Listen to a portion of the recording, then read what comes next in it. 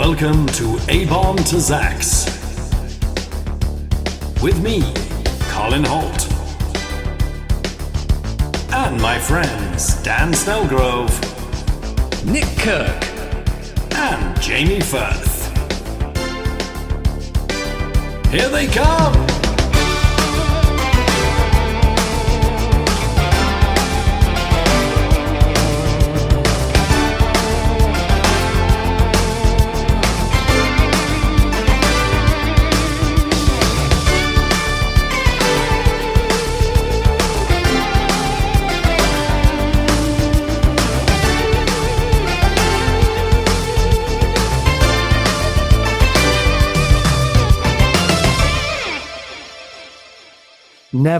Never have I had a week where I more wanted to talk to fellow comic nerds about a big Russian silver man. Just shame he's Russian, really, isn't it? You know. Oh, actually, I shouldn't say it. We do have 7 listeners in Russia, you know. So yeah, and they're all in the Kremlin, apparently. Wow, which is quite a. No, they're all on the Ernst Ordinsky Collective, of course, by Lake Bavaria in Siberia, which is where today's guest, he's not a guest, he's a character, comes from. Welcome to abombtozzzax, every single Marvel character from A to Z. That's what we're talking about. Nick Crick is with me as always, and our first special guest of the century, it's Nathaniel Metcalfe, comedian. Hello, Nathaniel Metcalfe. Hello, how are you? I'm all right. I've always called you Nat, and I well, I am. I'm more Nat. People do say Nat, do they? It's a lot to get your head around, isn't it? It's a bit like rat. It is. Do you not like Nat personally? Would you be Nathaniel if you were a Nathaniel, or would you be a Nat? Yeah. Have you ever thought of Nathan? I don't like Nathan. Nathan Dayspring, Christopher Summer. Sorry, but he's a Nathaniel. He's a Nathaniel. Yeah, is he? He's a Nathaniel that goes by a Nathan. Oh, so okay, you see, that's it. So this is, and who is it? Reed Richards' dad is Nathaniel. He is Nathaniel Richards. There's lots of them Mr. in Marvel. Sinister. There's a lot of them. There are, yeah. I think it's a weighty name. Yeah, I think that's more it. than that. Metcalfe's not terribly impressive. That is quite, that is quite foursquare, isn't it? I guess. I had a teacher, Mr. Metcalfe, and I often quote him when I talk about my ADHD because he was the one. I remember staring at this drawing of a test tube, and I had to point to where the line was, and I couldn't understand what he was talking about. And he go, "Come on, Colin, you know you're cleverer than this. You can do this." And my brain had shut down. I really can't. I don't know what's happening. But anyway, all right, Nat. I just thought maybe I just accidentally put Nat on something and then just called you Nat ever since. Do you know what I mean? No, yeah. No, I think I will go. I will say Nat. I think it's bad. Some people said I should always shorten my name when I started doing stand-up, and I deliberately didn't. But then spent the next 15 years going, just say Nat. It's easier. Just say Nat. So I don't know why I did it. Should have just Annual Metcalfe. I quite like that. Neil. You go with Neil. Neil. Yeah. Neil Metcalfe. They're all wonderful names. And also, Nathaniel, we do talk a lot about hair on this podcast, more than probably most Marvel pods. Obviously, listeners, you can't see Nathaniel's hair, but it's a delight. Do you know what? Well, I think I'm making the most of it. Really nice. Is it dyed? Is that really no? It's just the. It's not dyed at all. But I reckon I'm a year away from, because I can sort of see it. Yeah.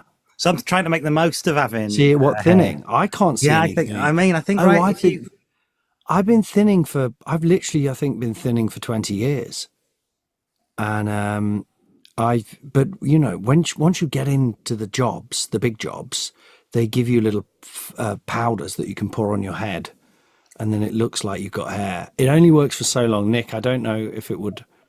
It's going to take a lot of powder to cover the fully exposed egg. Well, then, they do sometimes just spray my head as well. I don't know if we've got time to go into this, but recently I changed hairdressers and I started going to a hairdresser that charges £45 because I thought I'm thinning. And so if I'm thinning, I need to have a good hair. But this is the theory. I need to have a good hairdresser so that I don't end up looking ridiculous because I won't know what to do. Well, I know what to do when I've got hair. Yes. So I just went, I'm going to pay money so someone can keep cutting it in a way where it looks all right. even if it does start thinning. It's a real trick when you find one. Yeah, and you found one. Well, I like the guy. He's called Victor, but he just kept telling me like, "Hey, what you should do is not wash your hair." And I was going, okay. I don't like that. Yeah, he's very much self-cleaning. It will clean itself, and it's like, I don't believe you, Victor. As a decades-long thinning man, balding and thinning man, the thinning man. I think that is true. I do wash my hair, but sometimes if I'm going somewhere, I'll go, I don't wash your hair for a couple of days, Cole. But it's a toss-up because it might look greasy, but it does look thicker. So it's so the build-up of grease fills in the gaps. Something like that. Well, the best stuff for your hair is like the sort of waxy stuff, because that just shoves it all together. Right.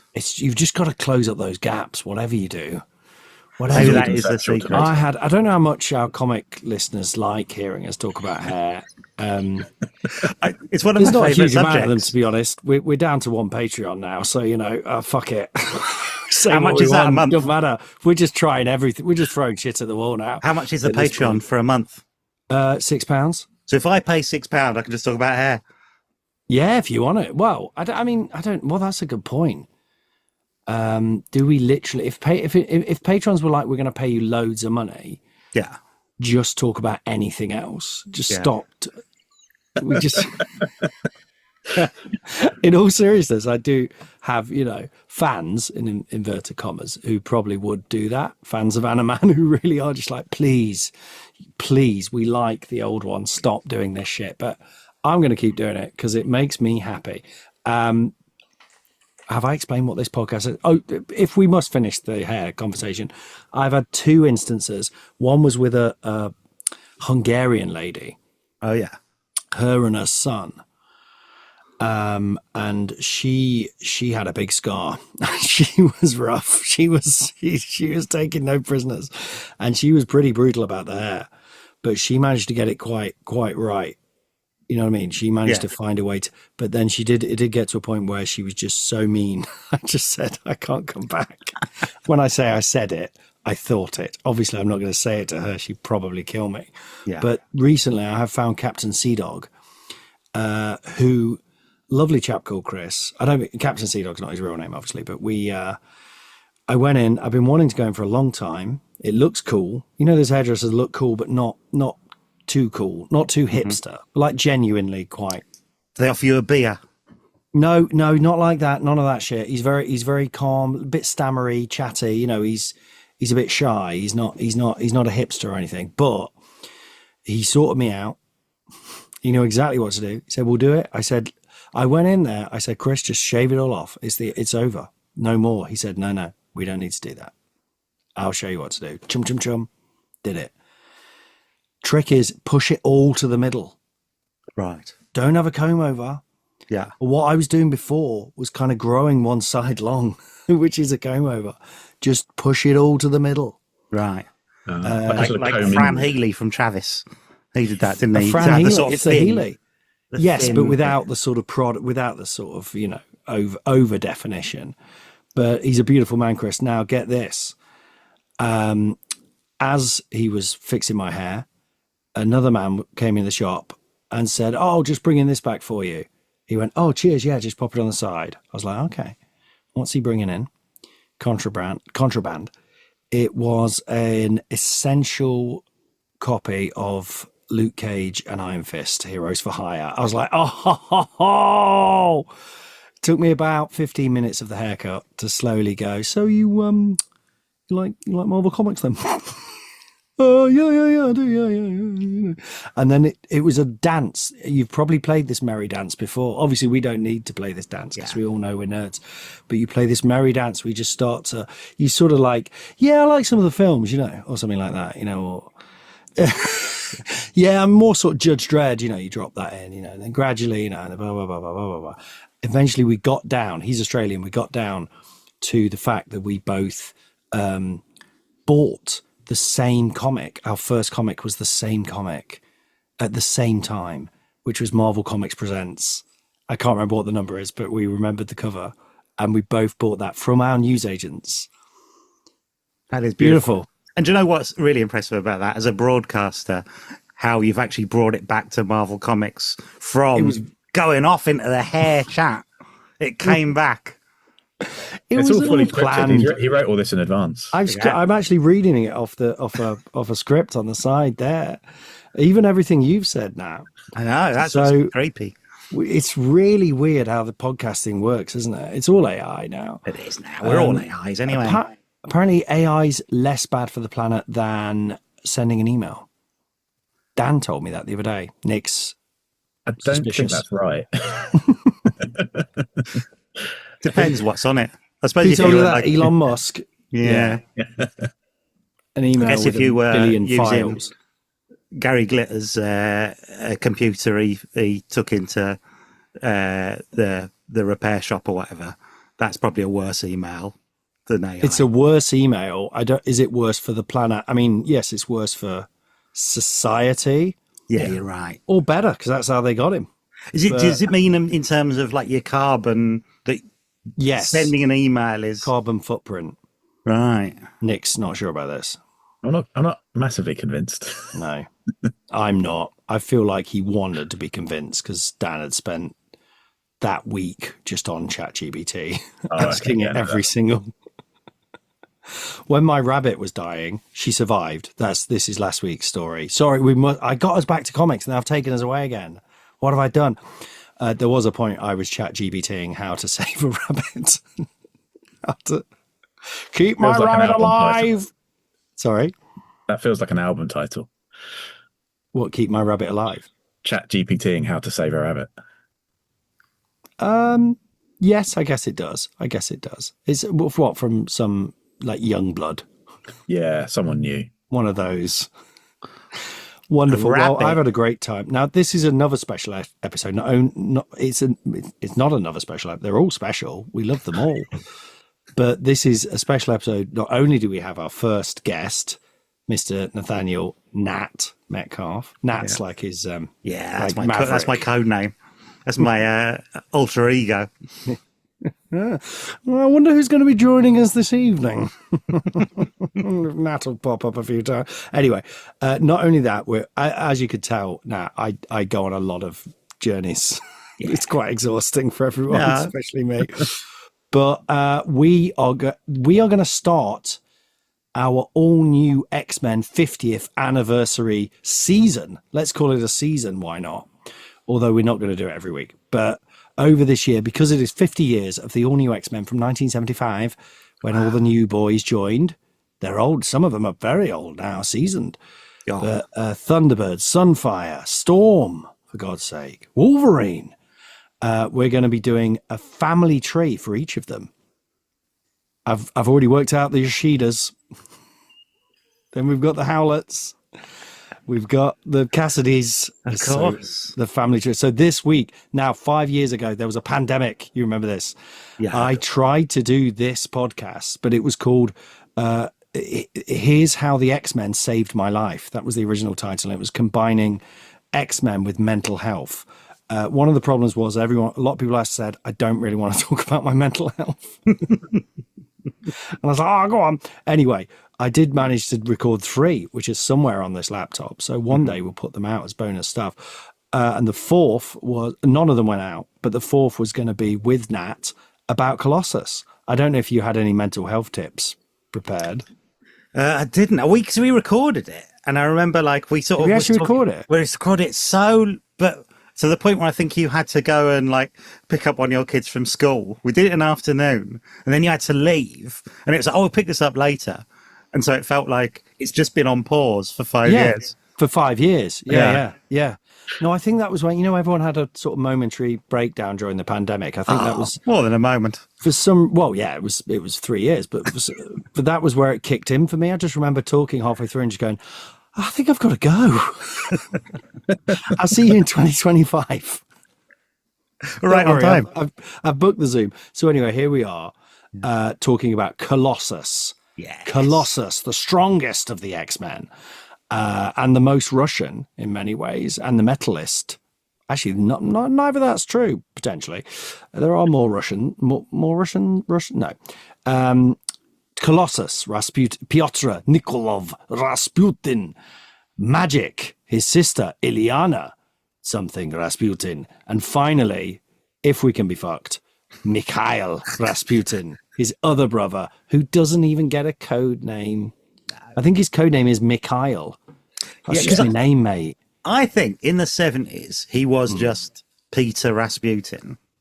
Right, that's what he was in my name. And then I think the more comics got a bit cleverer, I think they went, he can't be called Peter Rasputin. That's a ridiculous name.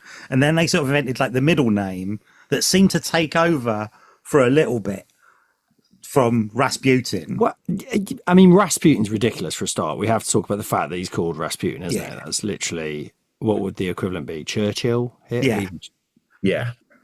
Actually, maybe, or Shakespeare. Yeah. After a while, they made that part of the canon, didn't they? They sort of said that he is related to the family. I didn't find that. Did they? He is actually related. Well, what about Black Widow? She's Romanov, isn't she? So she's. Yeah. Is there a Stalin? I mean, Stalin made up his name, didn't it? It wasn't his real name. I think it just means steel. Yeah, I think it's all made up, unfortunately. Oh. It is all. Yeah, but Stalin wasn't a Marvel character, was he? No, but neither was Rasputin. That's why I find weird. They've actually done it and made it part of. So it is a kind of. But I like that stuff when they tie it back to something real. The real Rasputin, of course, was the Mad Monk. Yeah. Did you ever see Christopher Lee? Rasputin? That's what I was thinking of, because it's like he is a real life person who has been fictionalized in films. He? So it's like, so he is almost fictional, but he's real. Because his real life was insane, obviously. He did hypnotize, well, he supposedly hypnotized the Tsar and the Tsarina. He cured people. He must have been doing something, whether it was a trick or he was magic, we don't know. But also, you know, when he was murdered and they killed him like 7 times. This is actually, this is supposedly historically correct, that they poisoned him, stabbed him, drowned it, and he just kept coming back. Yeah. Like in X-Men. Yeah. In X-Men. If you die, you'll definitely come back. Don't worry about it. He was resurrected. It was early Krakoan tech. Yeah. Yeah. Well, that's what I think it kind of is like that. It is almost like that. It is a bit. Well, do you think they were just, he just will not die? They're just stabbing him and shooting him, and it can't be true, can it? No, probably not true. It can't. But that's one of those things where it's like, I remember having this bumper book of facts, right? It wasn't inverted. I'm doing inverted commas, but it wasn't inverted. I realize I've done inverted commas twice in this podcast already, and I don't normally, but it was a bumper book of facts that I had as a kid, and it was all things like true stories of werewolves and vampire, and I'm like, this isn't fact. Like it was pure hearsay. It was a bumper book of absolute hearsay, but I loved it. Just endless stories of lies. I reckon this is where all this starts as well. I think it's stuff like anything that's like a thing about ghosts or anything when you're a kid, and you genuinely don't know because it will be in a book saying it is true, or King Arthur or something. And you go, did this happen? And it's like, yeah. And none of it happened. But then you start reading stuff and it starts sort of slightly blurring what is real and not real in your own memory. So I think all this stuff. Marvel comes from that, in that you kind of. I think that's why people like us are probably like that sort of fictional world. You're sort of blurring a kind of reality and a sort of fictional into what sort of could that happen? Is that plausible? Is that true? Did that happen? Do you find a lot of times you will actually you'll come up against a problem or a dilemma or something, and you won't necessarily think, what would Colossus, Pyotr Nikolov Rasputin do? But you sort of refer in your brain to a panel or something? Do you find that actually happening? Because I do a lot. Yeah. Sometimes I have panels sort of burnt into my mind's eye, like a real, like I can sort of see it. And it's always when it's like the character is doing something, it's drawn in a way that no one would ever actually do it. So they're kind of doing this thing where they pull a pose like, and it's sort of really strained. And it's like, well, no one would do that. It's like the artist has looked in a mirror and pulled a really ridiculous pose to try and like almost pantomime in an action. Do you mean that panel actually looked like that, or that's what it looks like in your head now? Like you sort of think of specific panels that really look odd, or or that just really stand out on a page. I sort of have those kind of often imprinted in my head. One of the ones that's really in my head a lot of the time, and I don't like it, it's always annoyed me, but apparently things that annoy you stick in your head more, is that one from Giant Size X-Men #1, where Cyclops says, the truth is depressingly simple, which I've always found is such an annoying line. Or maybe he says, the truth, people, is depressingly simple. And it really annoys me because he's just walked into a room and they're all like, who are you, dickhead? But I think Cyclops is a bit of a dickhead. Well, definitely. But the fact that he's so, I don't know. But that one always sticks in my head. I often think it to myself when I guess it's like when I feel a bit down, I imagine Cyclops going, the truth is depressingly simple. You wimp. Anyway, enough of that. Let's talk about Colossus. So, Nick, you're going to hit us with some stats. We've read some comics, as we always do, and we're just going to give the listener a little history of Colossus, our feelings on Colossus, that beautiful big silver man, and then we're going to put him in an order, and we're going to do the same for Magik and Mikhail. It couldn't be simpler. It's depressingly simple. Let's have some Colossus facts. Created by Len Wein and Dave Cockrum back in, as we just said, Giant Size X-Men #1 from 1975. Yeah, because we're doing 50th anniversary, obviously. Height 6'6" brackets normal. 6'6" is a massive height for the word normal to be applied to it, I would say. That's a big lad already, isn't it? It is. But then that's Pete Heat size. But then 7'5" armored. Oh.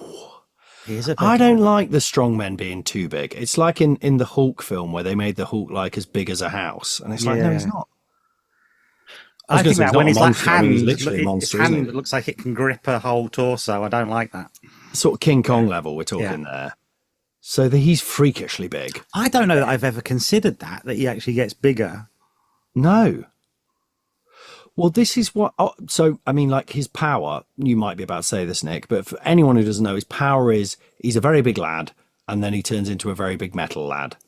Yeah. He's not metal. Is he metal, or the metal is coating his flesh? He transmutes his skin. He transmutes his skin into metal.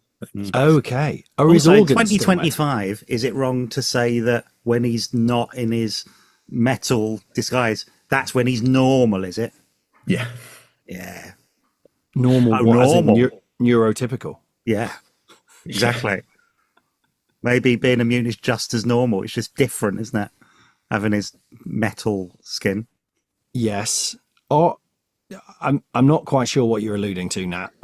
Well, I just think he's saying in 2025 we shouldn't be mutant shaming people. Yeah, I get it. Sorry. So if when he's not in his metal gear, that's when he's normal, is he? Oh, I see. Yes. Yeah. In his regular pink skin. I think it is mutant shaming. Acceptable. He's acceptable there. No, okay, fair enough. I mean, there have been times where he gets stuck as a big silver man. Yeah. And that upsets me when that happened to him because it feels painful. Yes, it does, yeah. And he's just clanking around. I don't like the idea of him actually clanking like the Tin Man. It's, I guess, because, I've never really applied sound effects in my mind. Do you do that? I suppose you don't, do you? I don't even see them. There's famous ones like Schnicket and, of course, Shaflang from Arcade's Shaflang. Yeah, but in real life, he would be clanking around with everything. Oh. Yeah, like his thighs are just going to knock together. You can't creep up on anyone like that, can you? Well, that's would it be like a glockenspiel or something when he sort of like he stretched or sort of cracked his back. We could do a nice trill if he scratched his chest. It would be like a xylophone trill. You do or like playing a washboard. Yeah, that weird grid. What is the sort of grid of his arms? That's just the style they chose to draw it, wasn't it? Yeah. It's not really a grid. It's just like he's in strips. Yes. Whereas the Silver Surfer, of course, is just pure, smooth, beautiful silver. That makes it better with me, actually, the Silver Surfer one. Well, I guess Colossus is quite Soviet. It's quite, whatever it was, 70s Soviet. It looks. Does he get rusty? I feel like he did get rusty one episode. There was a horrible one where I think it was the Brotherhood of Mutants, like freeze him and then heat him up really quick and he cracks. Do you remember that? That does kind of ring a bell. Yeah. Yeah. That does sound familiar. He's definitely had some damage, hasn't he, over the years that seems to Poor sort old of... Colossus. Well, that's my conclusion on Colossus, actually. It's just the way this poor guy. But anyway, Nick, sorry. You gave all we've got so far is his height. Yeah. That gave us a whole world of content. That burnt a whole forest. We've already said his full name, but it's a middle name, Klaxon Daniel, for the edit. It's Pyotr Nikolaevich Rasputin. I think I always just say the middle name vaguely a sound, just like Pyotr Nikolaevich. Yeah. It's close enough. What was that, Nick? What was the thing I just talked over you said of great importance? Okay. 1,220 shoe size. appearances. Yeah, shoe size. How many appearances? 1,020 appearances. 1,226. He's been in a lot. Yeah, He's been around. that's not bad. Yeah. I thought it'd be more. There's quite a few. That's a number. That's not bad. He's clocked. He's done his time Who's the biggest one you've had? so far. Daredevil. Oh, Yeah, probably Daredevil. I reckon Daredevil. Maybe Magneto, actually. Magneto's constantly. There was a time where he'd pop up every now and again. Now he's just like, he's probably over there. He's in this room with me right now. He never sods off. Okay, well, there you go. Any other info for us there, Nick? Do we want a bit of bio stuff on him? Well, yes. Do you want to give us the bio and we'll stop on our journey and discuss the comics as they become relevant? So he's first recruited by Professor Charles Xavier himself when Xavier's building an all-new team of X-Men to go chasing after the previous one who've gone missing. Bit careless. Always remember where you left your X-Men. Yes. He's assigned the code name Colossus by Xavier. And like you said, he has the ability to transform his skin. Does he just say Colossus, Storm, Thunderbird? I think he does, doesn't he? Like they don't get a lot of. They don't get. So you thought about what kind of code name you know? They don't like. Yeah, no, he just doles them out. It's like yeah. I'm going to call you Steve. I'm going to call you Big Face. I'm going to call you Pointy Face. There's a big hurry, though, isn't there? Because they've only got so many pages and they have to introduce so many characters. So you get like about 3 panels to kind of introduce them all. It's the start of a film, isn't it? It's assembling the crew. Yeah. But he's just dealing out the names. I guess it's a bit like Why Am I Mr. Brown? It's like sounds like Mr. Shit. It's that, yes. No one gets called Mr. Shit, luckily. A little confession before we. It is like a heist film, actually, because he's just going around and recruiting people. And he's getting around everywhere, isn't he? We'll talk about this in the Patreon bonus, but he there's a bit where he finds Thunderbird, and Thunderbird's like, "How did you get out here in your wheelchair?" And he's like, "Don't even worry about it. I'm not going to tell you. Don't ask, don't tell." But Colossus, just a little confession before we carry on. Sorry, I'm afraid to say I did during my I think primary school years. So it must have been. I did at one point try and get everyone to give me the nickname Colossus. Stuck in my head that happened. What a memory I'd love to wipe away if I could. But it was one playtime. We were playing some games, and I said, "Can everyone call me Colossus from now on?" I think because it was also Colin, Colossus. I think that was Anyway, sorry, Cole for sure. Cole. Yeah, for sure. Yeah. So he joins the X-Men. Yes, but he often has doubts about being in the X-Men, and mostly longs to spend his time being a painter, as in like watercolors, not 2 coats, bedroom done. He's a gentle soul, and he has to leave. But he asks his mum and dad for permission, which is lovely. Yeah. One thing that has struck me, I always thought he was kind of like in his 20s, if not 30s, but I think he's meant to be like 16, isn't he? He's about 18, I think, when he 18, joins. And then he almost immediately starts a romantic relationship with fellow X-Man Shadowcat, Kitty Pryde, who is 13 at this point. It's I've probably just tried to make him 16 in my head, so it's less bad, but it's not ideal. But don't worry, he goes off to fight in Secret Wars, meets an alien healer, falls in love with her, and then breaks it off with Kitty when he comes back, so it's fine. He does. And then doesn't Wolverine like take him to a bar and get Juggernaut to beat him up to sort of say, because you broke Kitty's heart? Yeah. I don't think that's the conversation Colossus needs to hear, is it? I think I think he needs a very different talk. Do you remember that issue? I did. Do you know what? I wouldn't have remembered it, but you are right. And I've had the panels flashing through my head then. Yeah. As you mentioned it, I've gone, It's yeah, a great right. issue. To be honest, do you know one stupid thing I did? I put all these issues together for us to read. And then I realized in almost every single one, he's mind controlled. So none of them really work as a sort of good. And then I remembered that one. And then I thought, I can't be bothered now. It's too late. But he does get mind controlled a lot. I've put that here. Mind controlled a lot. He either spends his time trying to rescue his sister from a hell dimension. We'll talk about her in a bit. Yeah. Or getting mind controlled. That's the main two things he spends his time doing across many years.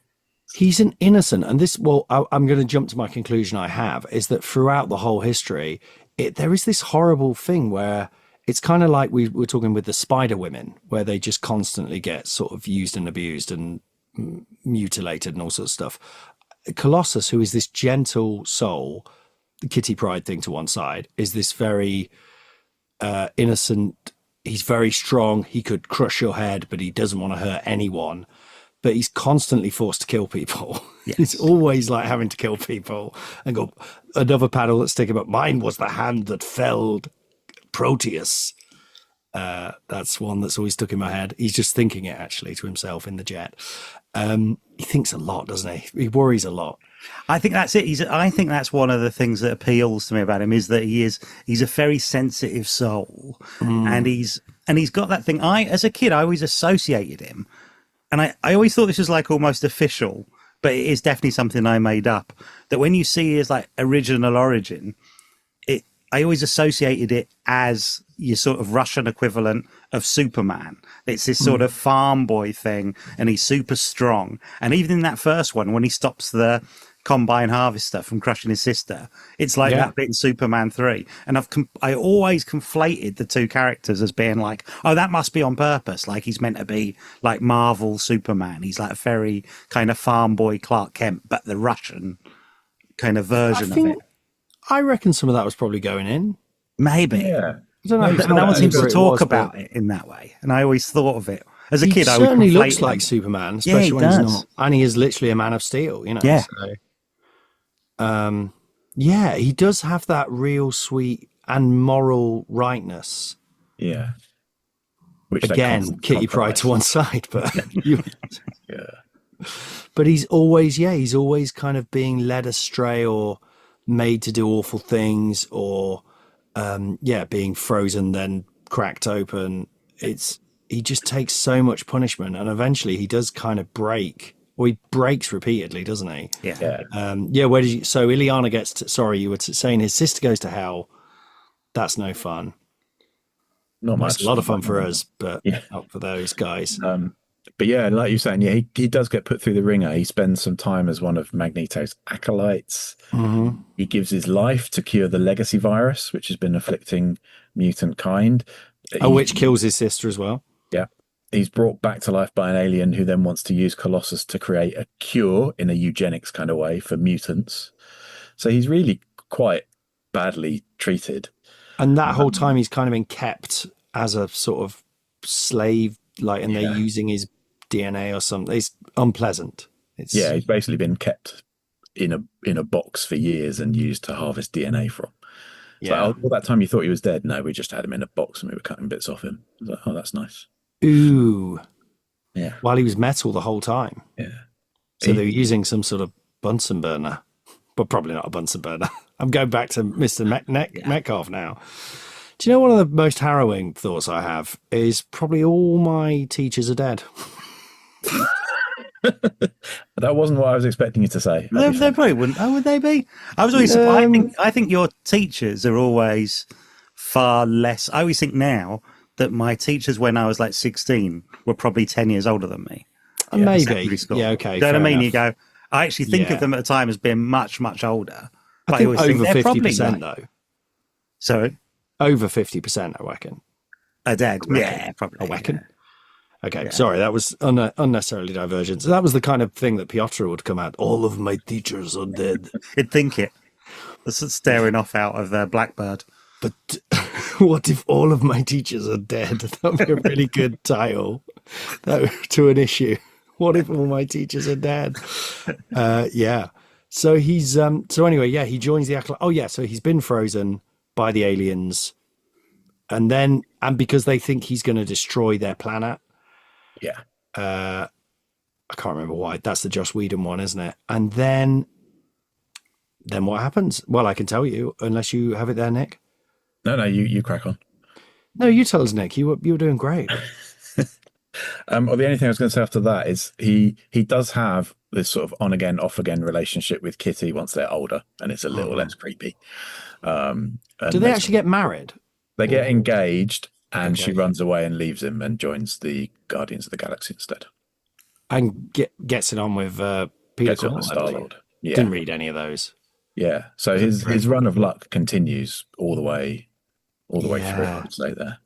I think also he becomes part of when the X-Men fight the Avengers. Colossus stays with his sister and becomes part of the Phoenix Five, which are 5 X, and they sort of try to take over the world. It goes very sort of Squadron Supreme, and then but then he loses that. So he's always he's always getting. Do you know what I mean? He's always kind of semi in prison. Yeah, like he joins. He might joins be right. Yeah. Like kind of the most recent thing, he joined X-Force during the Krakoan era and spent most of it mind controlled by his brother. Yes, he did. Well, let's go through those episodes. We those issues. I always call them episodes now. I don't know why. I never have in my life until I started doing this podcast. I cannot remember the word issues. So we read the first one. I wanted to put in some more stuff of him with the X-Men, Chris Claremont era, but the best ones are obviously like Dark Phoenix Saga and all that. So we're going to get to those separately, I think.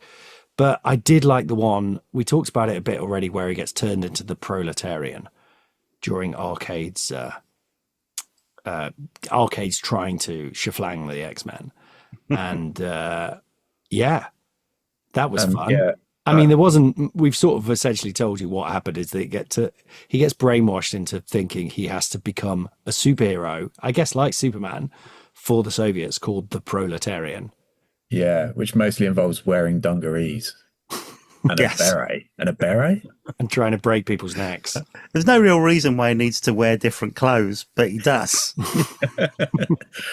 Yeah, which has got the dungarees having both the hammer and sickle and a picture of Stalin on it, just in case you weren't sure. I think it's Lenin, actually. You know, he's not that Lenin. bad, But it's Lenin. Sorry, yeah. Though that made me laugh. You said that last time we were talking about it. It's just really funny. He's just got a little picture of Lenin. But Arcade made that for him. He did. Arcade's such a little shit, though, isn't he? He's like such a git. He's like, because he obviously is just like when he does his origin, it's like, I was basically a rich kid and my parents gave me everything, so I killed them. Yeah, he's just this horrible. He's probably quite a good villain for the current era, in that it feels very like, oh yeah, this guy. Oh yeah, a bit Zuckerberg. Yeah, he's got a bit of that about him, hasn't he? Yeah, a bit like Jesse Eisenberg's Lex Luthor. He literally sort of looks like him, actually, doesn't he? Yeah, he does. You know, that was kind of bad. I thought it was all right, actually, in a weird way. But anyway, but I'm also really glad they stopped it. Yeah.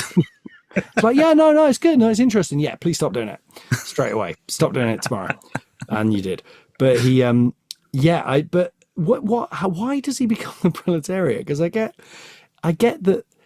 So Arcade creates a KGB agent robot that appears and says to him, "You betrayed Russia. Or the Union. You need to become the proletariat." Like, what does he say? Like, what? It's almost like he's kind of he does seem to be brainwashed because he does snap out of it. But it is like, what is the process of him being brainwashed other than being told? And he's like, oh, yeah, I guess, yeah. He's very easily led. He's very easily led. Actually, I will also, go I should kill all the X-Men for now. Yeah. They're not related to any of this. Yeah. I think he's just drugged. I like the idea that he's wandering out in these dungarees calling himself the proletariat, and the KGB robot's like, I never said any of that. And what do you... No, that's way too far. You don't need to do it. Yeah.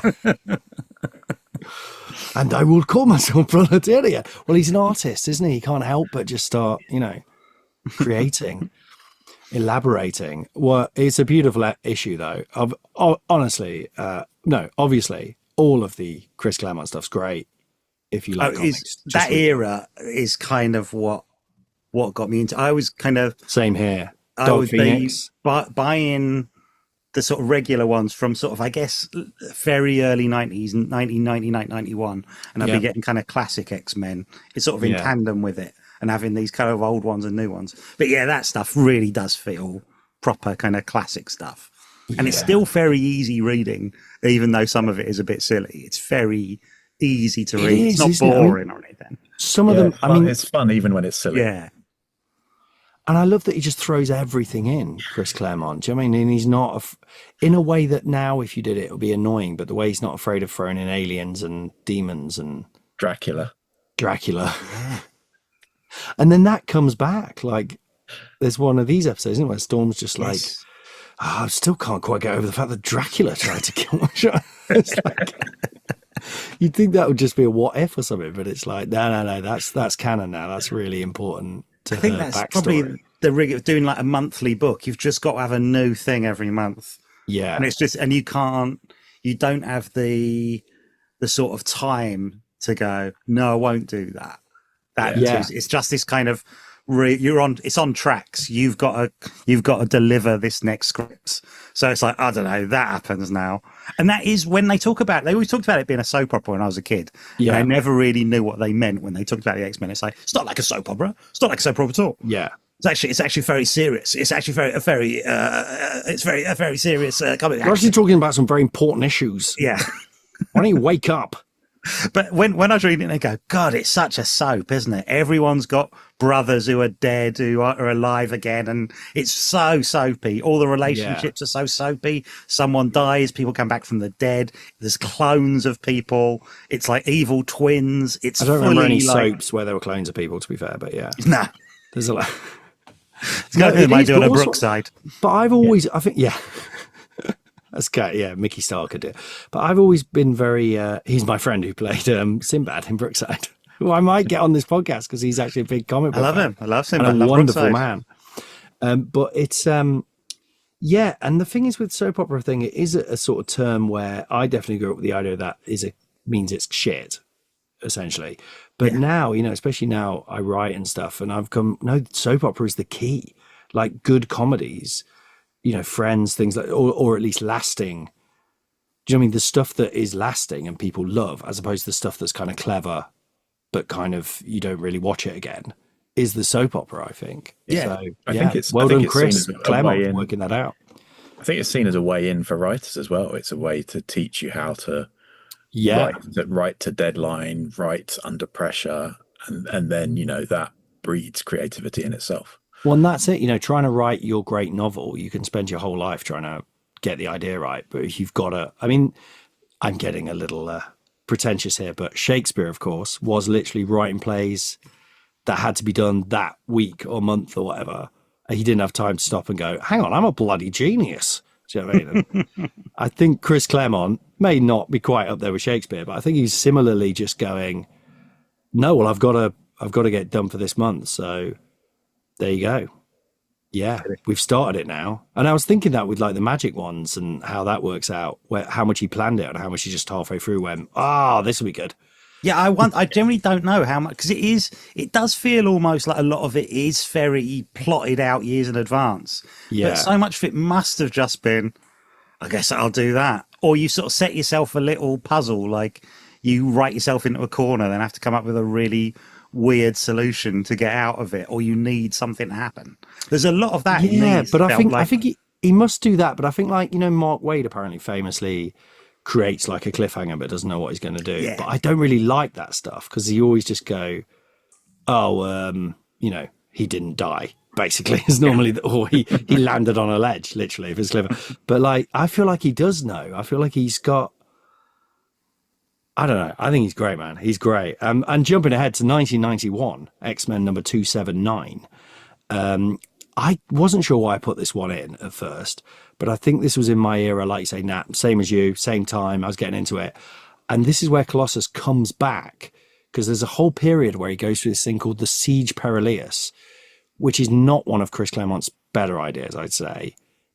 it's a sort of portal, which I think is a real thing from King Arthur stories, but you fall into it and are sort of reborn as someone else. Roma gives it to them. Don't even worry about that. But he is reborn as Peter Nicholas, who is a New York artist with like a loft apartment.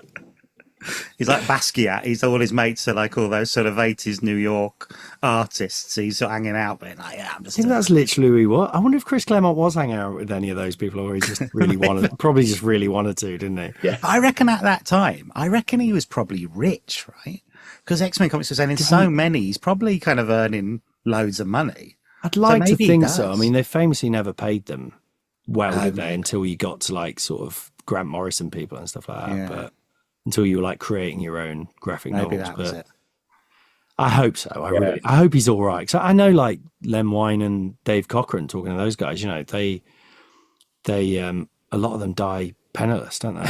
It's quite horrendous. It's horrible. Yeah, it really is. And having to pay these massive bills like you do in America, you know.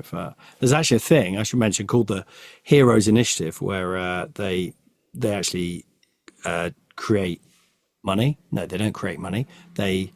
People donate money to basically, it's like a GoFundMe to try and help people like Peter David, apparently, who's a great writer, is currently going through that. That's a sad thing. Brought up probably better causes in the world, if I'm honest, across the board. But still, if you do want to help one of those guys, I mean, I think a lot of it is mainly because they don't have healthcare, isn't it, in America? Yeah, so people get ill, and it's like if you like that person, you can bung them some money into a pot, and they'll give them some money for healthcare, which they should have anyway.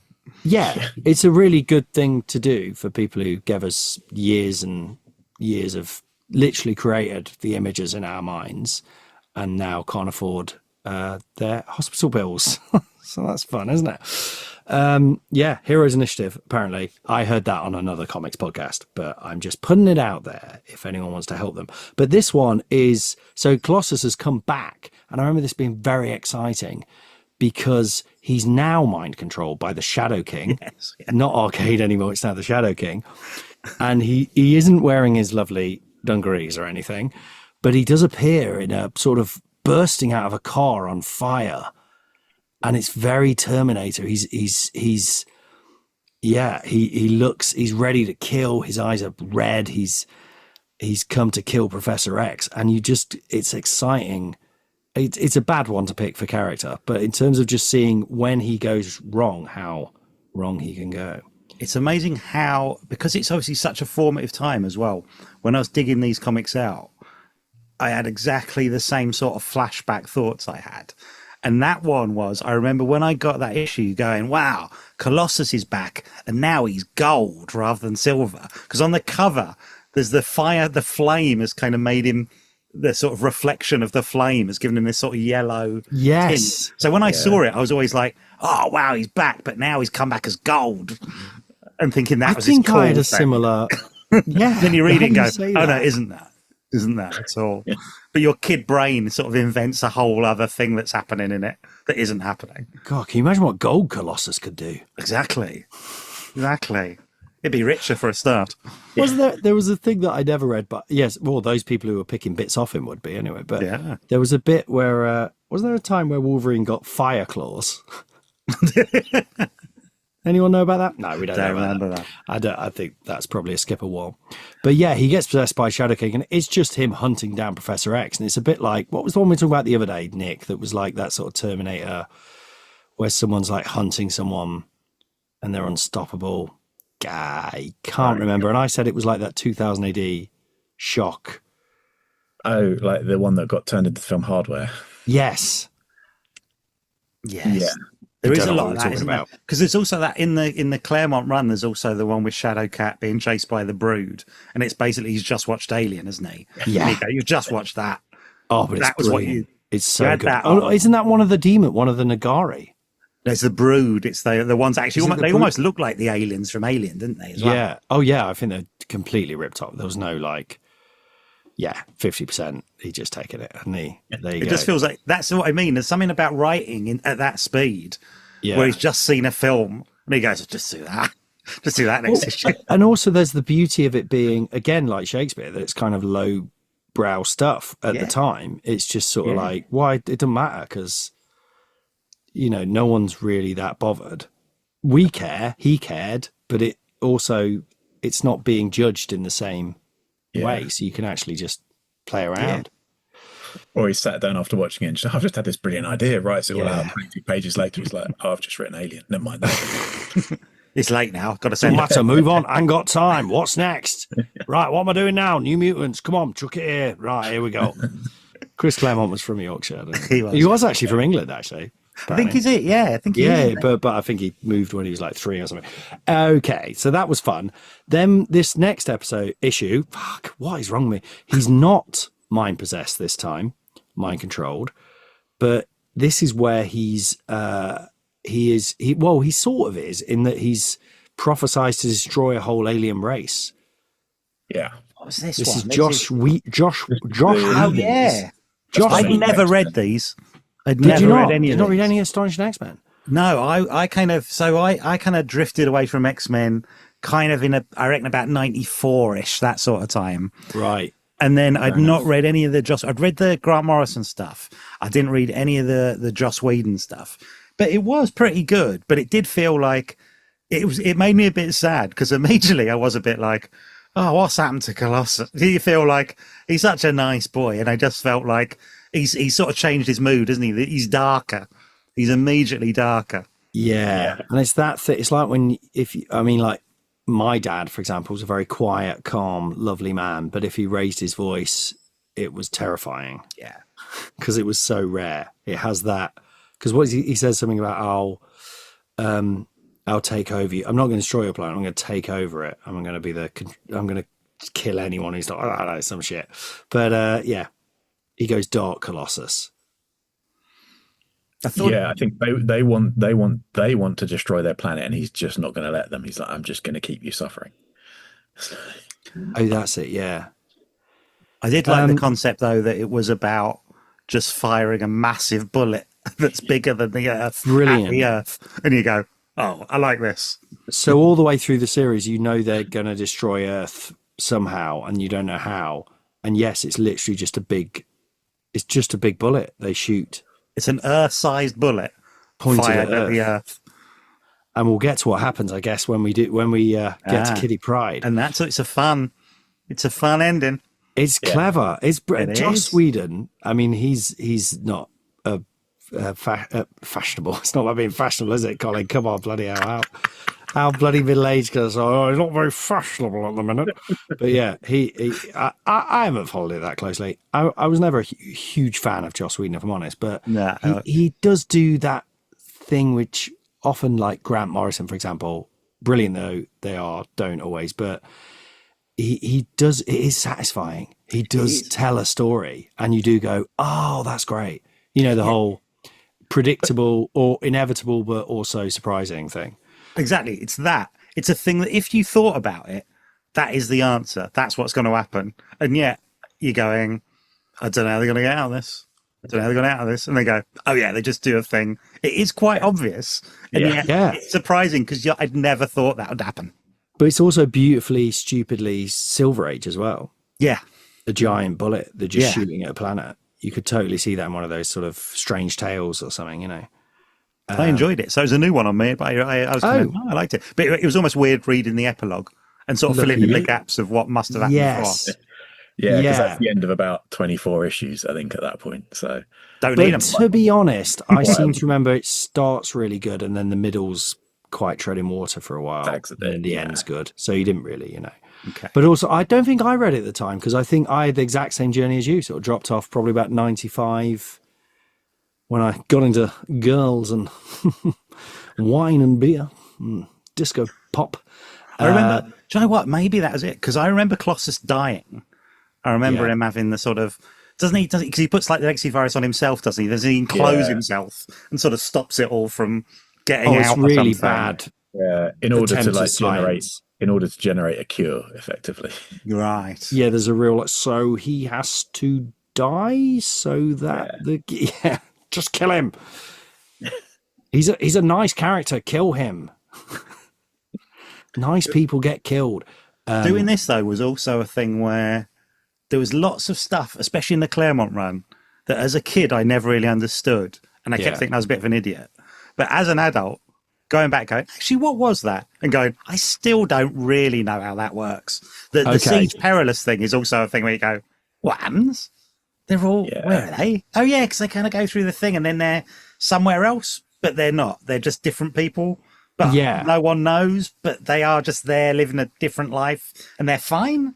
And they kind of immediately remember who they are. It's not in a parallel universe or something. They are just around.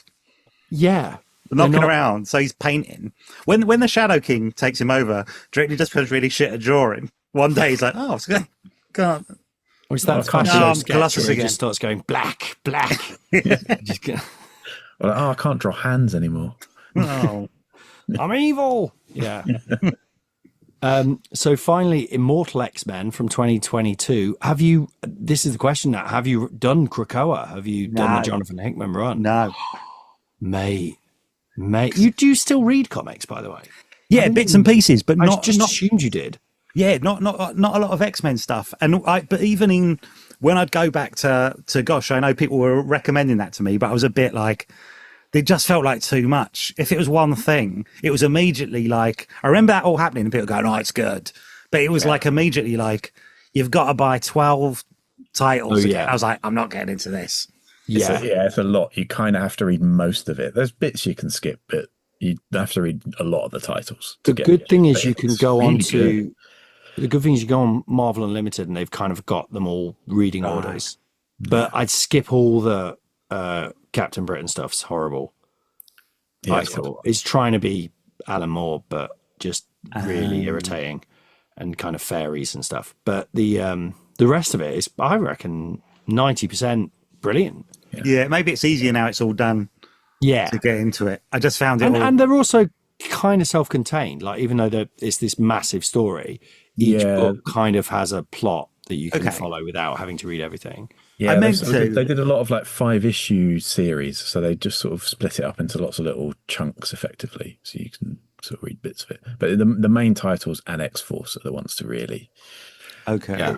I like the sound of it. I do, because it's so imprinted on me. I do like the X-Men stuff when it's done well. Like it was easy to come back for Grant Morrison because it felt like that's it. It's just one comic. I can get into that. Yeah. But when it suddenly, it just felt immediately like, oh, that's too many. I'm not buying 12. I'm not buying 12 X-Men comics. I think the tester is to read the House of X, Powers of X, which is mad. Like and if you can sort of stand it, because it's really time trippy stuff, but then you're in. I quite like all that. Once you've got that, you're like, oh, okay, this is I'm in for the long haul. And it dips definitely, but what did you think of this? Just dropping you into Immortal X-Men? Did this make any sense? Almost, I would say. Didn't know what was going on. To be honest, didn't know what was going on. Fair enough. So no, I don't think we should talk about it too much, to be honest. But basically, the Council of Krakoa, which is where, of course, Giant Size X-Men began with Krakoa. Krakoa is basically now on the X-Men side. They all live on it. It creates them whatever they want. This sort of utopia. But all the way through, Colossus is being again mind controlled. Okay. This time by a guy called the Chronicler, who actually appeared. In one of our episodes, we talked about in a Galactus story, there was a character called the Chronicler who is John Byrne. Yeah. He put himself in as a character called the Chronicler. And actually, he looks a bit like John Byrne, so I don't know whether that's a kind of thing. I don't know, probably not. But this Russian writer, like a Dostoevsky type, is writing Colossus's life for him. His mutant power is he writes a Russian novel and you have to live it. It's really bonkers. Yeah, so all that kind of, in this issue, all that narration is what this Chronicler is writing, and then he has to do it. He effectively, that becomes his inner monologue and what he has to do. It's fun, though. It's great. I mean, it's a really elaborate way of just saying he's mind controlled. But there's bits where he he realizes I could say a certain thing within the narrative to sort of, I can't remember what it is, but essentially cry for help, but it has to still fit the narrative. So he manages to sneak some sort of thing to Storm. I can't remember what, but it's once again, poor old Colossus. Yeah. So, I mean, I love him to bits. Obviously we all do. He's a beautiful soul. Yeah. Apart from, you know what, but he, He is.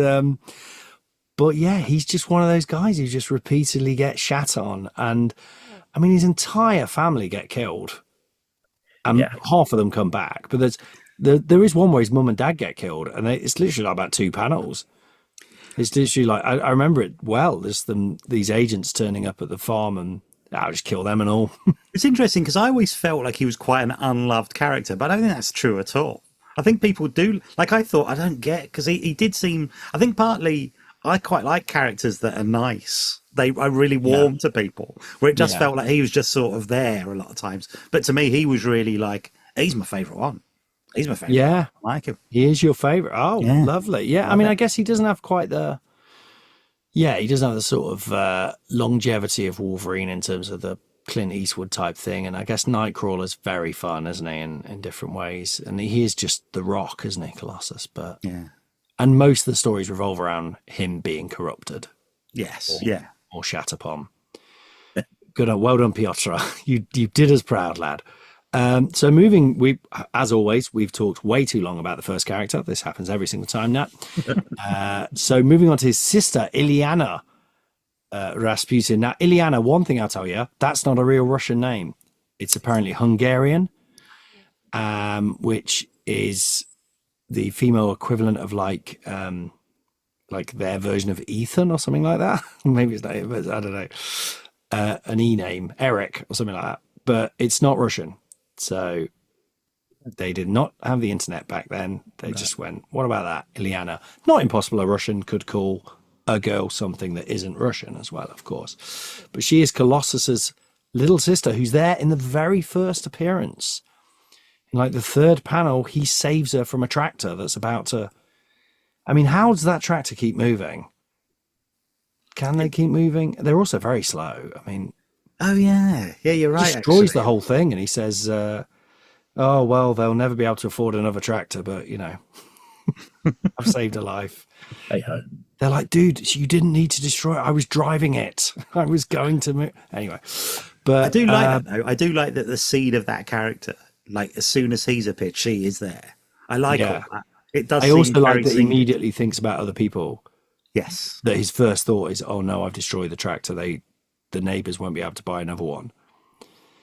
Brilliant. Again, very Superman. But anyway, Nick, do you want to give us some stats? Yep. Well, I know you're desperate to. Unsurprising here, created by Len Wein and Dave Cockrum, because she's in Giant Size X-Men #1. Of course, yeah. Height, apparently 5'5". Perfectly, quite weight tall. 58 kilograms. Full name. That sounds too low. Yeah, she's quite small. She's pretty skinny, yeah. Is that her as a child? When she's first seen? She's got 2 forms as well, hasn't she? If not 3, if not 4. Yeah, like age is very hard to define for Illyana. We'll get to that in a bit. Mm-hmm.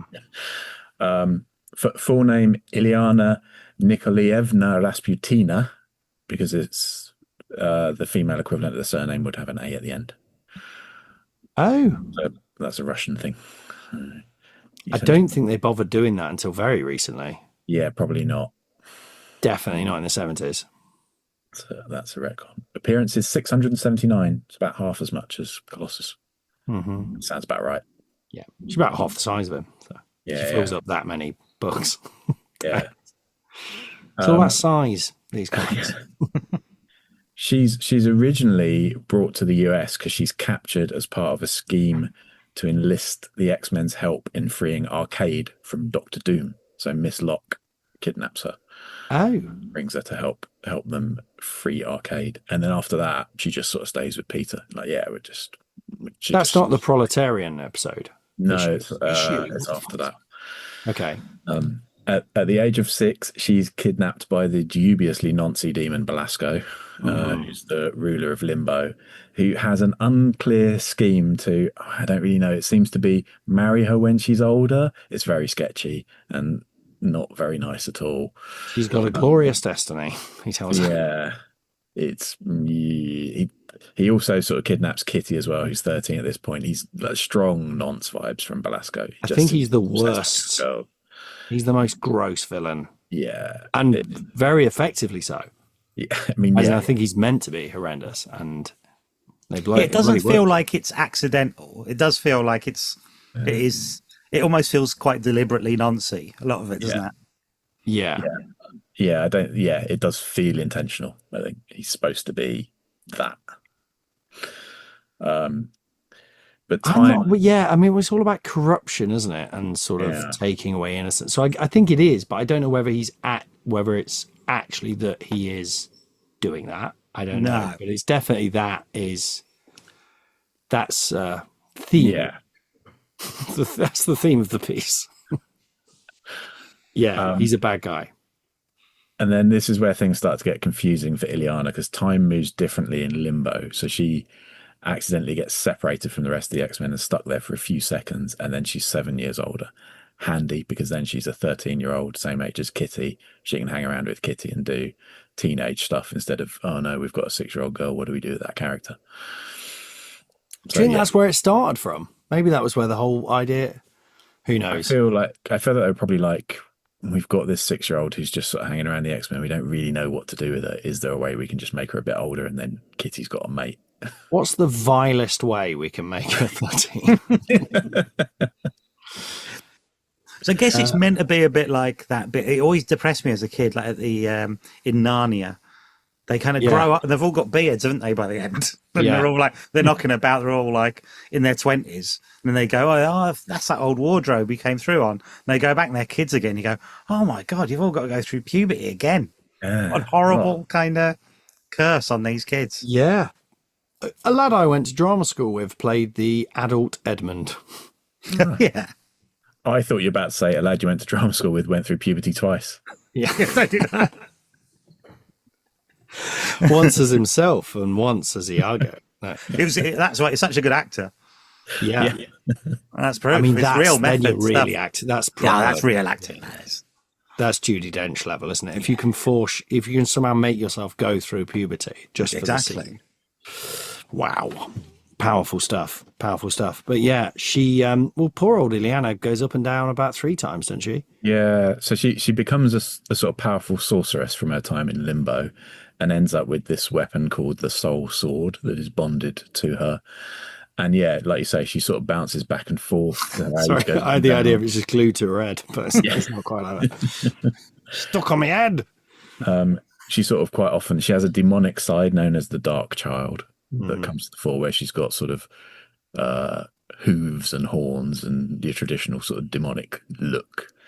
Is that if she gets too violent or something, or she sort of uses the sword? It's a bit like Black Knight, where she's got this sword, and if she ever uses it, so just don't bring the sword then, mate. Leave it at home.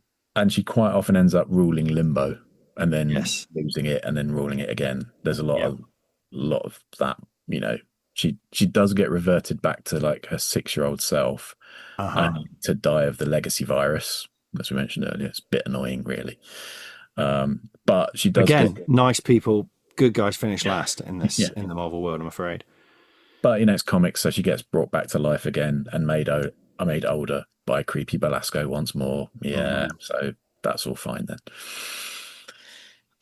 I think the Limbo stuff is a bit.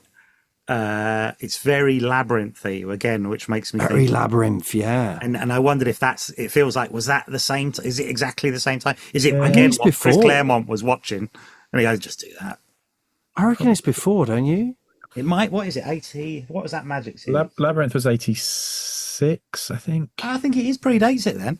Yeah. I think so. And I was thinking actually there's a bit where the demons are all around and they look not unlike the sort of weird Jim Henson demons. Yeah. They're not demon or whatever they're meant to be. Creatures. So Dark Crystal would have been before this. So it is a bit Dark Crystal, isn't it?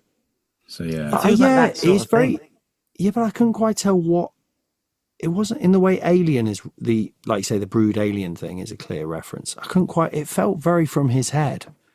Yeah, maybe which is worrying based on. But when you read that stuff, it almost feels like he's writing X-Men, but he just wants to have a go at doing something like Conan. So suddenly he's like, it's fantasy, isn't it? It's just high fantasy suddenly. And doesn't feel like superhero comics at all. It's like he's just done a fantasy comic that's tangentially but also it's got related to the X-Men. But I love it's got that weird MC Escher type feel of like, you know, because it's all full of these stepping discs. If you tread on one, you teleport to another place. And And he does this really cool thing, which doesn't really make sense. We're talking about Uncanny X-Men 160 now. I might as well jump into it. But is that they go through to this other dimension. And so Kitty goes through and then meets Nightcrawler, who's wearing some different weird clothes. And then he starts fondling her, doesn't he? Yeah. And she's like, what are you doing?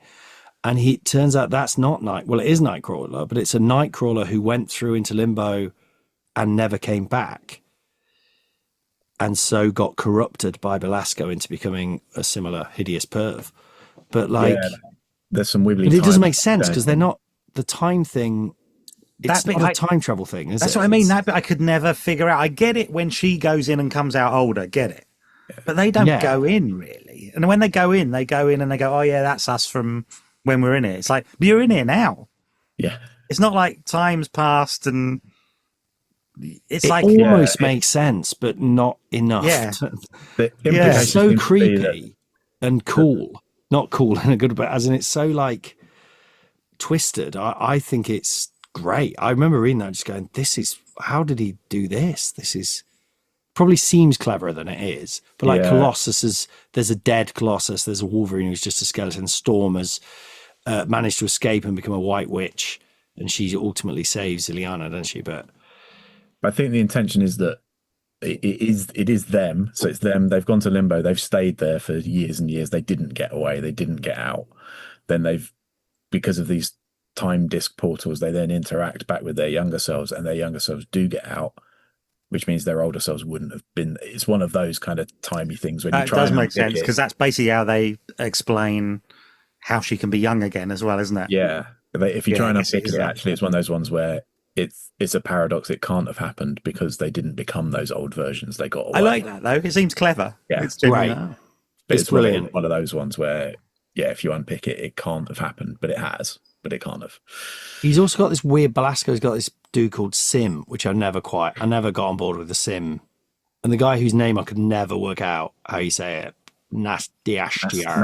Oh yeah. Apparently it's just nastier. It's like a gag on nastier.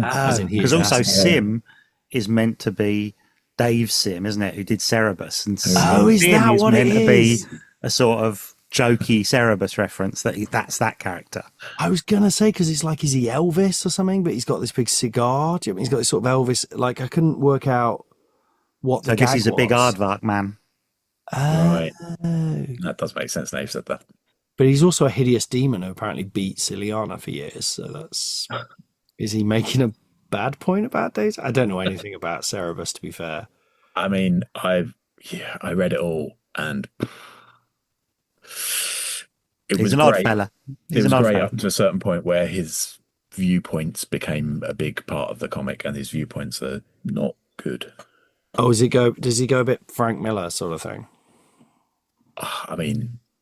There's a lot to unpick there. I don't think he likes women very much. No, he does not. The overriding theory in Cerebus about halfway through becomes the male light and the female void. Men create and women suck men's energy.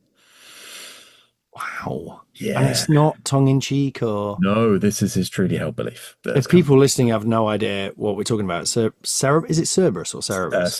Cerebus was a... long-running, it was like the art cool. When I used to go in page 45 in Nottingham, if you've ever been there, where I'm from, at page 45 I used to go in, and the guy who served me, they were very cool. In my mind they were very cool, but they'd have all Cerebus and all things like that, and Sandman and all that sort. Well, actually pre-Sandman, but yeah. And I'd always go, have you got the can I pick up my X-Force please? And they'd sort of like roll their eyes and be like, yeah, I remember once getting one of those Essential X-Men, which is where it's all printed in black and white. But you could get like 10 quid, and it was like you could read every comic for 10 quid. And he was like, "Can I just ask you, why are you buying this?" Like he just couldn't. He was so like, but I like them. They stuck to the guns. Do you know what I mean? I think genuinely in his heart, he was like, "I need to teach this kid about Cerebus." But this was before the fall. Be thankful. This was when it was still very. Yeah, I guess just for listeners, Cerebus is a 300 issue storyline written and drawn pretty much solely by one man, and what it actually is a chronicle of a descent into madness over 25 years. Wow. Has he done anything since? he's done a few things that quite even more questionable, I think.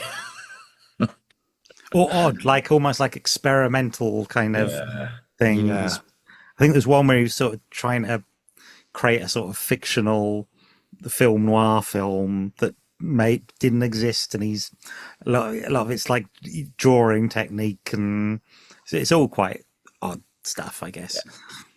I guess he's sort of semi-retired and just does little projects of things that have taken over his mind for a bit. He publishes. I'm glad you explained who Sim was. So were they all kind of mates with him? Was he kind of like... Yeah, I think so, because I think he was just like... I think that comics world was probably really small. Yeah. And like everyone probably knew each other. And that would have been at the time... I wonder if he was one of like the big Kitson or comics. someone. What Kitson is to us. Do you know what I mean? Like kind of known mainly within the industry. Yeah. You know what I mean? Yeah, probably. But very much revered. And I'm not saying Kitson has the views of Dave Sim. No, he did. Dave Sim did ultimately fall out with pretty much everyone by sort of late 90s, early 2000s. So did Kitson. So, New Mutants 2020 number 12, the last one. This was just a fun. I was trying to find Magik as she is now, because she's come back and she's now very established as this very strong, independent, fuck you, cool.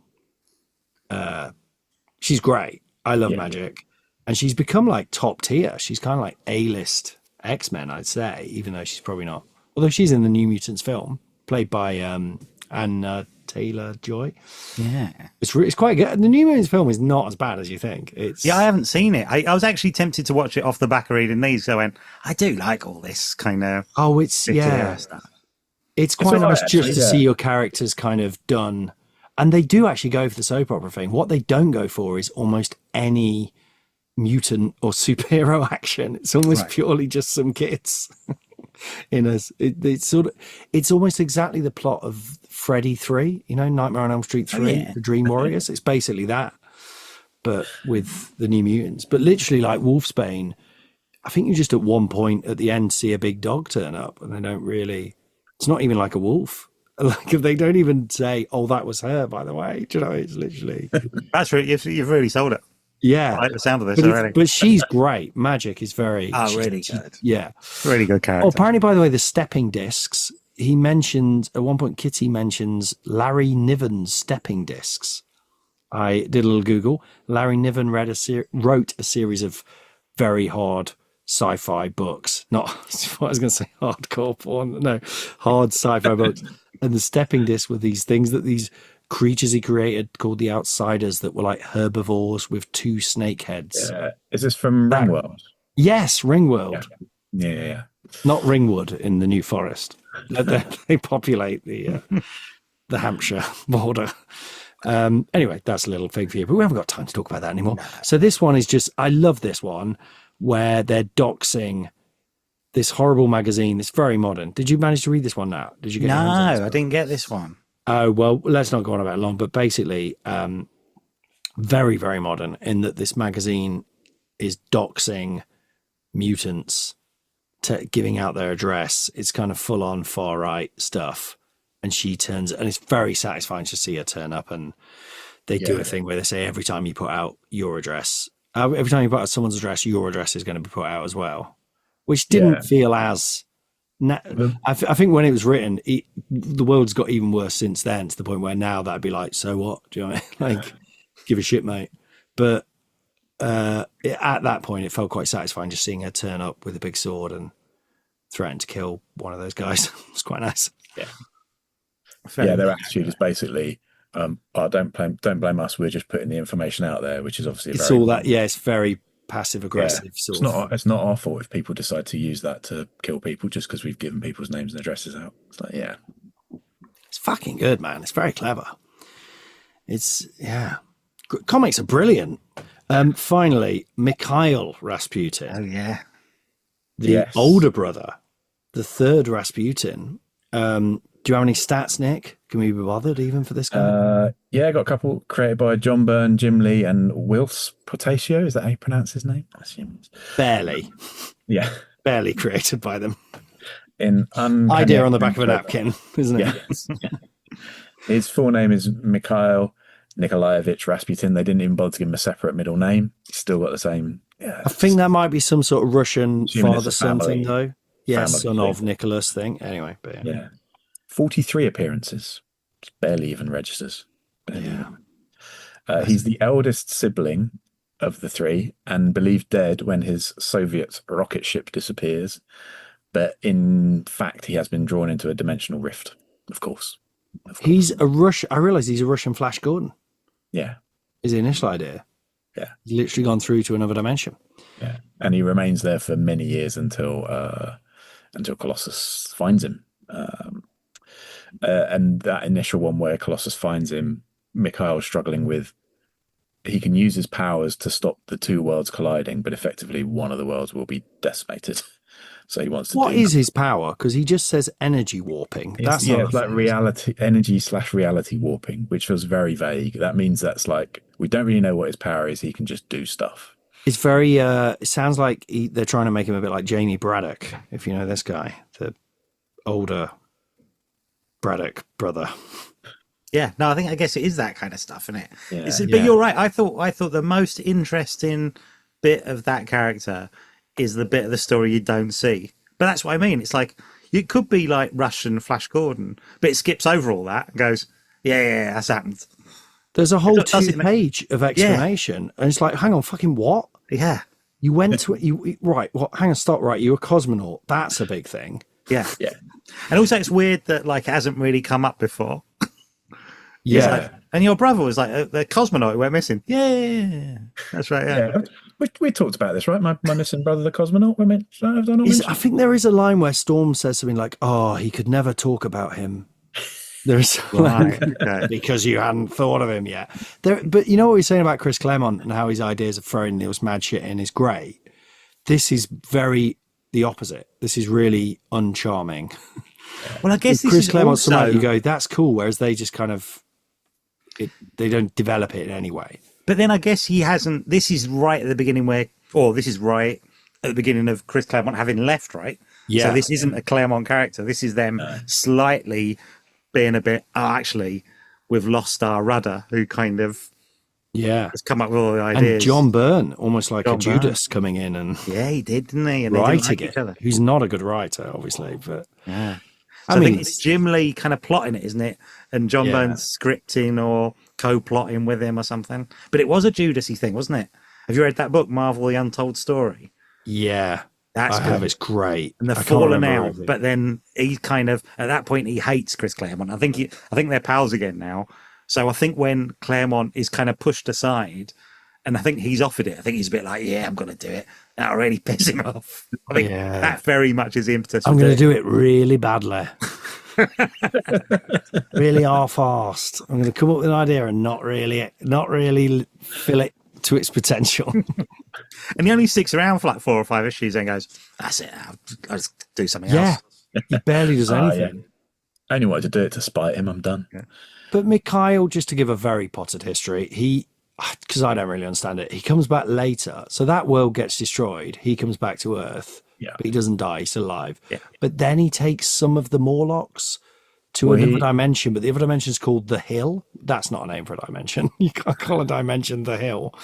And then somehow they all end up in the sewers, and he goes mad and blows them all up. Yeah, he basically, I think the idea is he just struggles to adjust to being back in this world after being in the other dimension. Goes nuts.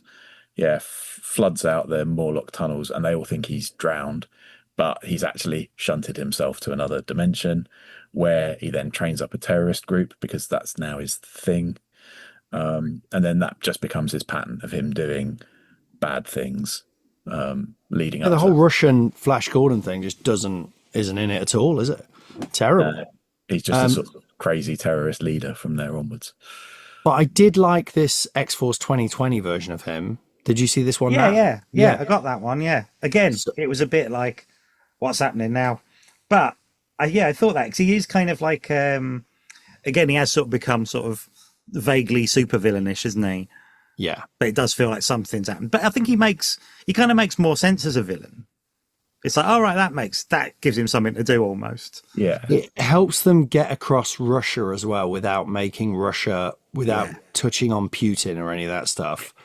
because obviously then they'd be immediately killed for doing it. But like, Yeah. it just because it's sort of like, oh, this weird mutant dude has essentially become, who now looks like Rasputin, has sort of taken over Russia from behind the scenes. But it means they can do all the stuff of like the kind of what Russia's doing in real life, but in a mutant way. Yeah. But also not make it too a comment on the real world. So I Yeah, think it's you all can pretty good. use it as it's just this lone Russian mutant. It's not necessarily the Russian state. We're not saying that. And I like those characters. Yeah, I like those characters. Like, he's a bit like Sebastian Shaw, where they are mutants and they're sort of pro mutants, but also ultimately they just want stuff for themselves. Yeah. But they're also kind of still pro mutant. Do you know what I mean? They're still like, they know what side they're on, but ultimately they will betray their people for more power, personal power.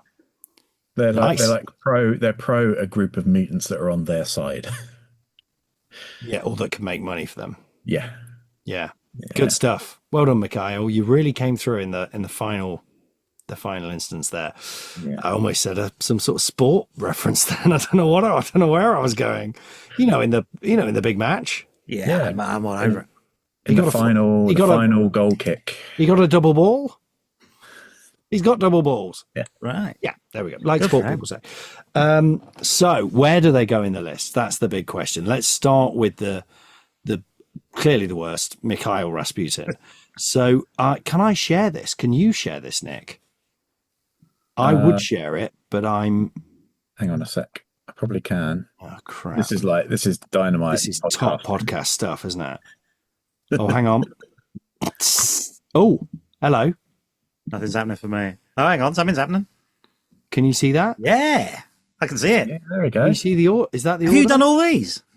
Yeah. We've done 100 and something. My life is wrecked. I mean, I'm absolutely skinned now because I haven't been doing anything other than making these lists. And we get about 5 listens a month or something. Anyway, we've got one Patreon now, and that's Nick. Yeah. No, it's not. It's our dear friend Pablo. I mean, when I say friend, he's a friend of the pod. I've never met him, but he's a lovely man. What am I saying? I'm going to lose our only Patreon. Wow. Right. Where does he appear in the list? Are we thinking bottom?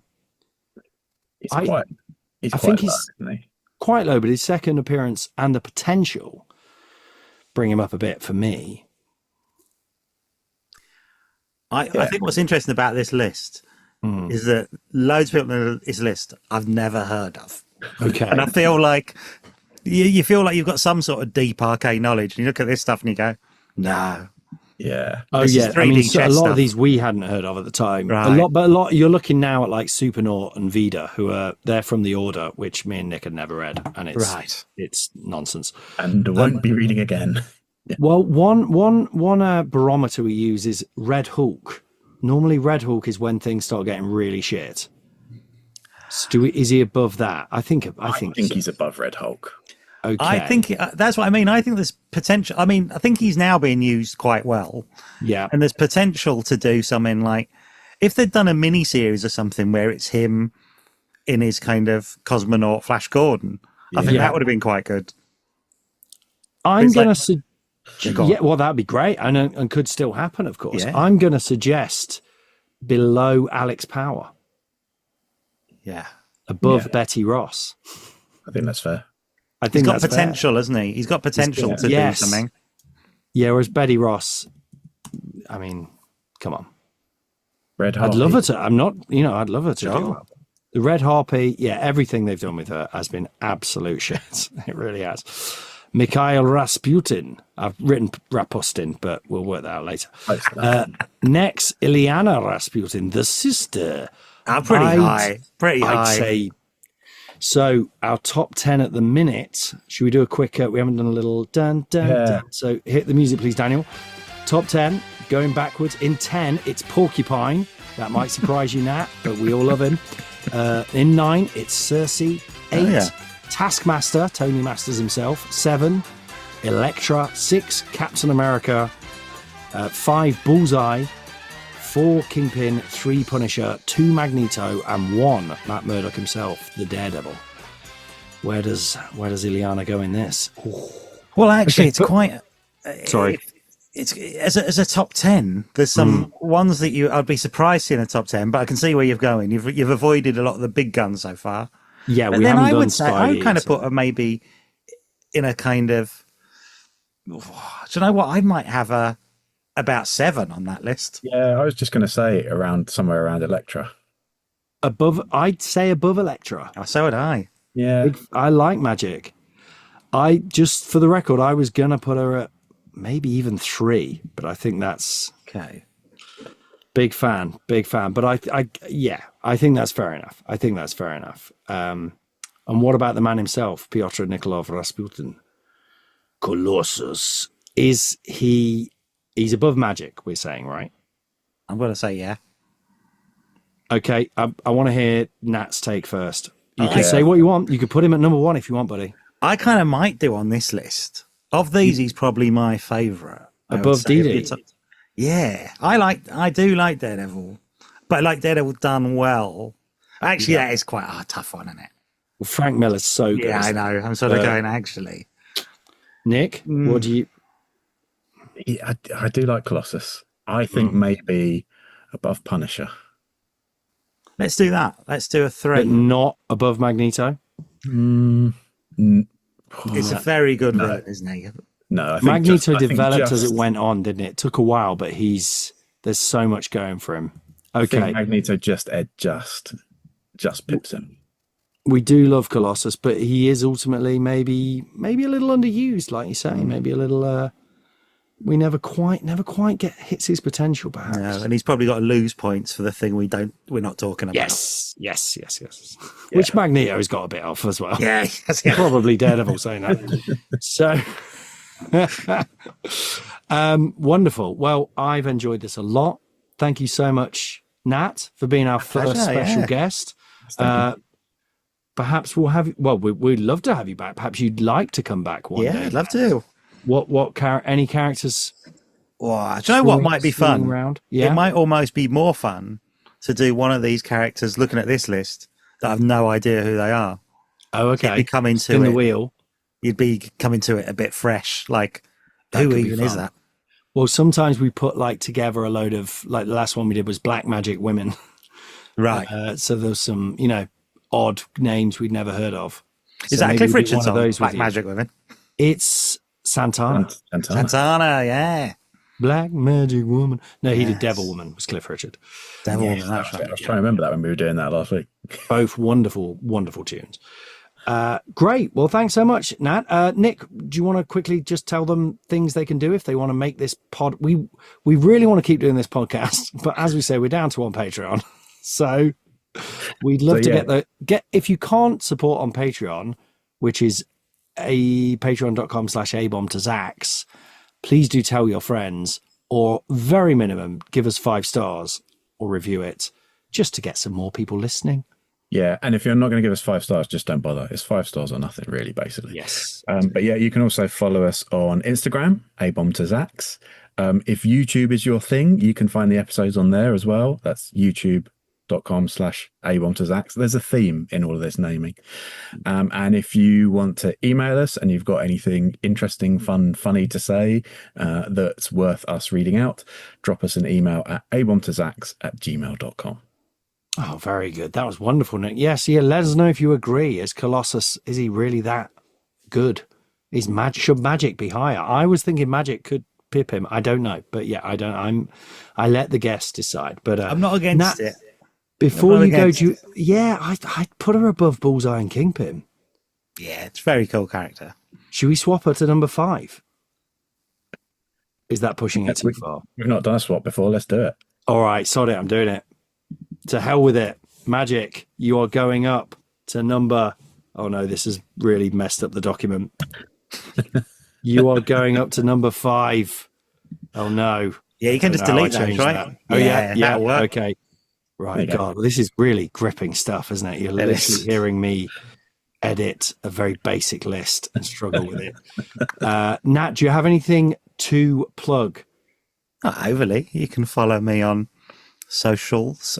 I've got a Nat Metcalfe. You can come round my house if you like. Sorry. It's easy. Sorry, Yeah? say it again, Nat. Might as well. Come What's- back. Nat Metcalfe comedy on Instagram, if you like. Yeah. If I'm doing Lovely. anything. Are you talk doing about it Edinburgh there. or anything this year? No. I'm meant to be doing. Me and Nick Helm do a podcast. We do 2 podcasts. Yeah. But we're very bad at doing the actual podcast. Yeah. We like doing it. We like doing it. We're just very bad at organising ourselves to do it. We're not bad at organising ourselves, are we? I think we're just that secret sauce that makes people come back. We'll get there. Once we've Maybe I reckon you're once it we've now. got, Maybe once that's we've got it. 70 episodes in the bank, they'll start coming, I reckon. Is 70 that's the number? That's the magic number. We just keep increasing it. It's like those cults that say when the end of the world's coming, and then you get to oh no, it's 80 actually. It's yeah. When I said to Nat about coming on, I said just to let you know, some of these episodes only get about 20 listens so far, and he said there'll be 20 less when I'm on it, which I thought was very funny. So there we go. No, I should be positive. The podcast is doing great, and I love it. It's so much fun. Well, it's actually, you'd think, wouldn't you? There are lots of people like this stuff. Yeah, Where are they? What are they listening to? We're just nailing it. We're just finding we've only done 41 episodes now, for God's sake, but we've covered 100 and something characters. Yeah. It's important. This is what I keep saying. It's important work. Well, when you've got them all, that'll be very important, won't it? You'll have had an actual proper list. Yeah. And then we in the correct order. what do we do with it? Then we move on to DC. Yes. Right. And then we do all of Cerebus's characters. All of Dave Sim's characters. Dame David Sim. Lovely. All right. Well, shaflang, you guys. And that's our little goodbye, Nat.